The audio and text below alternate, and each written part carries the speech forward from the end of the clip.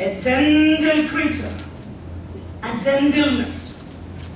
ദൈവത്തിന്റെ പരിശുദ്ധാത്മാവ് he gently nudges you to God's word. വളരെ സാവധാനതയിൽ ദൈവത്തിന്റെ ആലോചനയിലേക്ക്, ദൈവത്തിന്റെ തിരുഹൃദയത്തിന്റെ ഇച്ഛ വെളിപ്പെടുത്തിയിരിക്കുന്ന ഈ പുസ്തകത്തിലേക്ക് ജന്റിലി നമ്മളെ നയിക്കുമ്പോൾ, അത് വേണ്ട എന്ന് പറഞ്ഞാൽ പിന്നെ ആ നടത്തിപ്പ് നമുക്കുണ്ടായെന്ന് വരികയില്ല. മനസ്സിലാക്കണം. ഇവിടെ ദൈവത്തിന്റെ വചനം പറയുക, അതുകൊണ്ട് ഞാൻ അവരെ എന്ത് ചെയ്യുന്നറിയാമോ? ഹൃദയകാഠിന്യത്തിന് ഏൽപ്പിച്ചതാണ്. ഞാൻ അവരെ വിട്ടു. ഹോശയ്യായുടെ പ്രവചനത്തിൽ 4:17 നമ്മളിങ്ങനെ വായിക്കുന്നു എഫ്രൈമിനെ കുറിച്ച്. എഫ്രൈം വിഗ്രഹങ്ങളോട് ചേർന്നിരിക്കുന്നു, അവനെ വിട്ടുകളക. ദൈവം പറയുക, അവൻ വിഗ്രഹങ്ങളോട് ചേർന്നു. Let him go and serve the idols. I will not intervene in he going and serving idols. I will simply keep quiet. I will not intervene. Let him. അവനെ വിട്ടുകളക. അവൻ വിഗ്രഹങ്ങളോട് ചേർന്നിരിക്കുന്നു. പ്രവൃത്തി 7:42 പെട്ടെന്ന് വായിച്ചു വാക്കുകളെ ഞാൻ അവസാനിപ്പിക്കുക.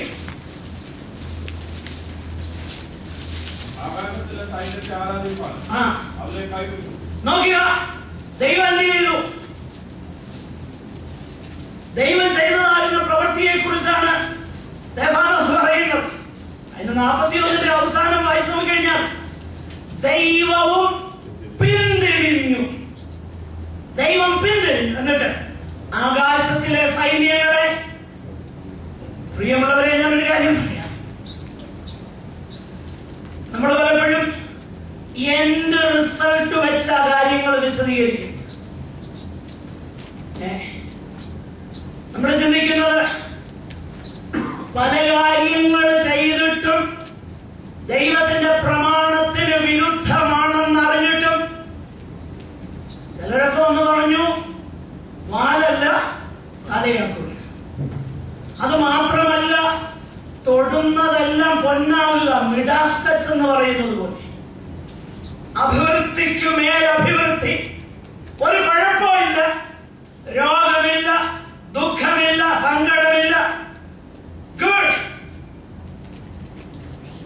സൂക്ഷിക്കണേ, ദൈവത്തിന്റെ പ്രമാണങ്ങളെ ലംഘിച്ചുകൊണ്ട് പോകുന്ന പോക്ക് അപകടമാണ്. നമ്മൾ പറയും ബ്ലഡ് ക്യാൻസർ വന്നാൽ വലിയ ദൈവമോ? നാം ലോകത്തോടുകൂടെ ശിക്ഷാവിധിയിൽ അകപ്പെടാതിരിക്കേണ്ടതിന് കർത്താവ് നമ്മെ ബാലശിക്ഷ കഴിക്കുകയാകുന്നു. ബാലശിക്ഷ കിട്ടുന്നതാ നല്ലത്, ബാലശിക്ഷ കിട്ടാതിരിക്കുന്നത് അപകടമാകട്ടോ. God gave them over. അവരെ ഏൽപ്പിച്ചു കളഞ്ഞു. ഇതാണ് നമ്മൾ വായിക്കുന്നത്. റോമാലേഖനത്തിൽ ആ അധ്യായം മുഴുവൻ നിങ്ങൾ വീട്ടിൽ പോയി വായിച്ച് നോക്കണം, പഠിക്കണം. അപ്പൊ ദൈവത്തിന്റെ കോപം വെളിപ്പെടുന്നു എന്ന് പറഞ്ഞപ്പം ദൈവം അവരെ വിട്ടുകളഞ്ഞു. പിന്നെ ആ സ്വർഗ വിവാഹത്തെ കുറിച്ചും എന്ന് വേണ്ട ഒത്തിരി കാര്യങ്ങളെ കുറിച്ച് അവിടെ പറയുന്നു. എല്ലാം ദൈവ കോപത്തിന്റെ പ്രദർശനമാണ്. എന്റെ പ്രിയരെ, ദൈവം നമ്മെ വരുവാനുള്ള കോപത്തിൽ നിന്ന് രക്ഷിച്ചത് എങ്ങനെയാണെന്നറിയാമോ? റോമാലേഖനം 5:9 പറയുന്നുണ്ട്, അവന്റെ രക്തത്താൽ നീതീകരിക്കപ്പെട്ട ശേഷം. വായിക്കാമോ? യേശുവിന്റെ രക്തത്താൽ നീതീകരിക്കപ്പെട്ട ശേഷം നാം അവനാ എത്രയധികം കോപത്തിൽ നിന്നും രക്ഷിക്കപ്പെടും. ഇത്ര വലിയ കോപം ആയിരുന്നു നമ്മെ പ്രതീക്ഷിച്ചുകൊണ്ടിരുന്നത്, നമ്മെ കാത്തിരുന്നുകൊണ്ടിരുന്നത്.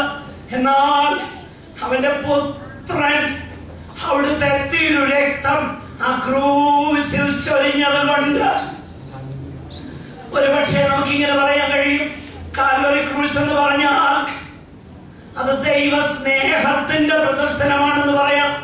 എന്നാൽ ദൈവസ്നേഹത്തിന്റെ മാത്രം പ്രദർശനമല്ലത്. ഞാൻ പറയട്ടെ, ദൈവ കോപത്തിന്റെ പ്രദർശനമാണത്. എന്താ ദൈവകോപം? യേശു കർത്താവ് കൂരിന്റെ ശേഷം ഇങ്ങനെ ഉറക്ക നിലവിളിച്ചു, എന്റെ ദൈവമേ, എന്റെ ദൈവമേ, നീ എന്നെ കൈവിട്ടതെന്ത്? മനുഷ്യന്റെ പാപത്തിന്റെ കുറ്റം ഏറ്റെടുത്തപ്പം പാപത്തിന്റെ ശമ്പളമാകുന്ന മരണം, കൈവിടപ്പെടുക, വിട്ടുകളയുക എന്ന അനുഭവമാണെങ്കിൽ നമുക്ക് മനസ്സിലാകാൻ കഴിയുന്നില്ലെങ്കിലും തൃത്വത്തിൽ രണ്ടാമനാകുന്ന യേശു പിതാവിനാൽ കൈവിടപ്പെട്ടു പോയി. ദൈവ കോപത്തിന്റെ പ്രദർശനമാണ് ആ ക്രൂശിൽ നമ്മൾ കാണുന്നത്. ഞാൻ വാക്കുകളെ അവസാനിപ്പിക്കുക. എല്ലാ കണ്ണുകളും ദൈവസന്നിധാനത്തിൽ ഒരു നിമിഷം നമുക്ക് അടയ്ക്കാം. Glory to God. നമ്മുടെ ചിന്തയ്ക്ക് വേണ്ടി, നമ്മുടെ ധ്യാനത്തിന് വേണ്ടി ഒരു ഗാനത്തിന്റെ, മനോഹരമാകുന്ന ഒരു ഗാനത്തിന്റെ 1-2 ചരണങ്ങൾ നമുക്ക് ചേർന്ന് പാടാം. ഹല്ലേലൂയ. ദൈവ കോപത്തിൻ ദർശനം വിട്ടു പാപി ഞാനോളിച്ചി.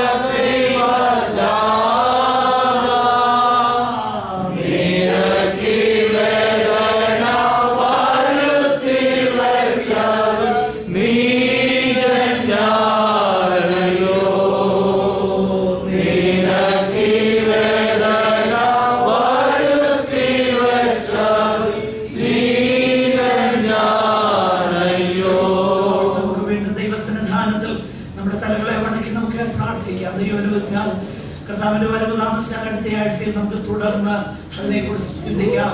എന്നാൽ ഈ രാത്രി സമയം ഒരു നിമിഷം നമ്മെ തന്നെ ദൈവസന്നിധാനത്തിൽ സമർപ്പിച്ച്, കർത്താവേ, അവിടുത്തെ പരിശുദ്ധാത്മാവിന്റെ ഹൃദയത്തിൽ ഹൃദയമായി സംസാരിക്കുമ്പോൾ എന്റെ തെറ്റുകളെ കുറിച്ച് എനിക്ക് ബോധ്യം വരുത്തുമ്പോൾ, എന്റെ കുറവുകളെ കുറിച്ച് ഞാൻ ബോധമുള്ളവനാകുമ്പോൾ ഞാൻ അതിനെ അവഗണിച്ച് മുൻപോട്ട് പോയ കുറവുകളെ എന്നോട് ക്ഷമിക്കണമേ. ബാലശിക്ഷ തന്ന് എന്നെ വഴിയിലേക്ക് മടക്കി വരുവാനുള്ള കോപത്തിൽ നിന്ന് നീ ഞങ്ങളെ രക്ഷിക്കുന്നവരാണല്ലോ. ആകയാൽ നിന്റെ പാവയുടെ അടിയങ്ങൾ വീഴുന്നു, ഞങ്ങളെ സഹായിക്കണമേ. സഹോദരന്മാർ ഒരാൾക്ക് ദയവായിട്ട് പ്രാർത്ഥിച്ച് അവസാനിപ്പിക്കണം. Glory to God. Thank you, Jesus. Glory. Thank you. Thank you.